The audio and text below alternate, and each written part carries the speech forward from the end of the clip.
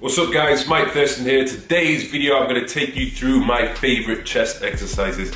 I was going to do a top 5, but I decided to add one more to the list. Now these exercises should give you a full rounded, thick, sexy chest, okay? But I would bear in mind when picking your exercises, you have to decide for yourself what area of your chest you want to work upon, okay? There's no point going into the gym doing loads of lower pec focused exercises if you're trying to target your upper chest, okay? It's just common sense, right? So, without further ado, I'm going to start off with the first exercise of my choice, which would be the barbell bench press. So first thing you want to do when it comes to the barbell bench press is to get yourself in the right position. As soon as the barbell is above your chest, pull your shoulders right back and then begin with the movement. You want to make sure that you keep your shoulders retracted throughout the entire set. So even if you need to readjust halfway through at the top of each rep, just do it, because if you put your shoulders too far forward, there's going to be too much tension on your shoulders and then you'll more than likely injure yourself or cause damage somewhere. Remember, the goal of this exercise is to keep the tension on the chest as much as possible. So a little tip for you, what I tend to do is imagine that I'm trying to push my hands together when I'm pulling the weight down and pressing forward. So that intention of pushing my hands together increases tension on my chest. It's worth noting that hand positioning will make a difference, but I would vary it from time to time. The closer your hands are together, the more tricep recruitment that is going to occur. The next exercise, which is on the top of the list, is the incline dumbbell press. I've chosen this one over the incline barbell press simply because I feel as though I get a better contraction on my chest and it allows you to get a greater range of motion. So keys with this, when it comes to doing the incline press, you want to vary the angle at which you're pressing. Keeping the angle the same, the entire time that you do an incline press is only going to work the same fibers over and over again. So vary it from time to time, all the way from 45 degrees down to 20 degrees. It doesn't matter, just mix it up. Again, with all chest exercises, you want to keep your shoulders back as much as possible. And I think this exercise is where most people will feel their shoulders creeping forward simply because of the angle of your torso. It's very easy to do.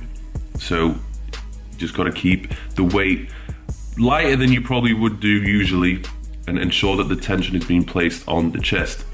If you can't squeeze your chest at the top of the movement and you don't feel any tension there, you're not doing it properly, or you're not doing it as well as you could do. So drop the weight, drop the ego, and maximize the effectiveness of this exercise.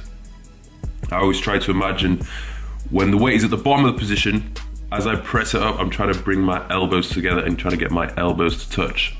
It's that intention of bringing my elbows together which helps me to get that contraction at the top of the movement. So the next exercise we move on to is the incline cable fly.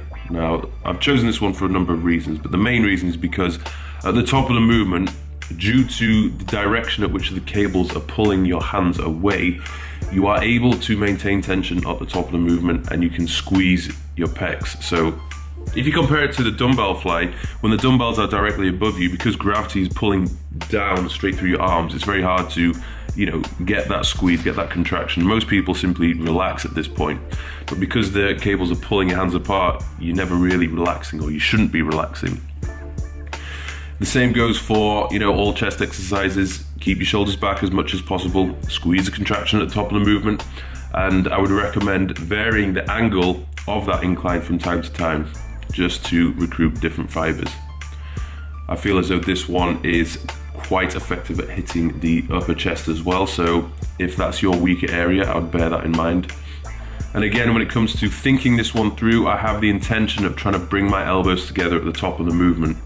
So as I bring the weight down, it's okay for your elbows to bend a little bit to ease with the stress on your shoulders, but as you bring those handles back up to the top, you want to try and straighten your arms and bring those elbows together. Guys, when it comes to training your chest, you need to decide for yourself how many times are you going to train it. If it's a strong point, like it is for me, there's no need for me to train it more than once per week. It just simply isn't necessary. I don't even need to go to the gym and spend one full session training chest either. It's a waste of my time when I could be potentially training another body part within that session, okay? So if it is a weak part, you need to somehow fit it into your training regime where you're training it twice per week or maybe twice every 10 days, something like that. The next exercise I have picked is the decline dumbbell press. I've gone for dumbbell simply because you get a greater range of motion. I feel as though I get a better contraction with it and it's more effective for me personally. It's not to say the decline barbell press isn't effective, but it's just a personal preference. I will mix it up from time to time, but this one I feel trumps the barbell. Again, I feel as though it's good because of the angle of your torso. It's much easier to keep your shoulders back. It's harder to push your shoulders forward when the angle of your torso is on a decline. I feel as though this one is also extremely effective at getting the outer lower sweep of the chest. So as you can see from the exercises I've chosen so far, all the pressing movements are covering all angles of the torso. You've got decline all the way from flat all the way to incline. And if you want a full 3D thick chest, you want to be hitting all these different exercises. Next one I would go for is the standing cable fly. Again, I feel as though this one's really effective, and it's one I see many people do wrong because they're either lifting too heavy or they just allow their shoulders to creep forward and they just don't get as much contraction and tension placed on the chest as they should. The shoulders are doing all the work, particularly the front delt. So keep upright, keep your posture steady, and don't allow the shoulders to creep forward. So reduce the weight if you need to. Again, with the cable fly, which you saw earlier, I have the intention of trying to bring my elbows together at the bottom of the movement.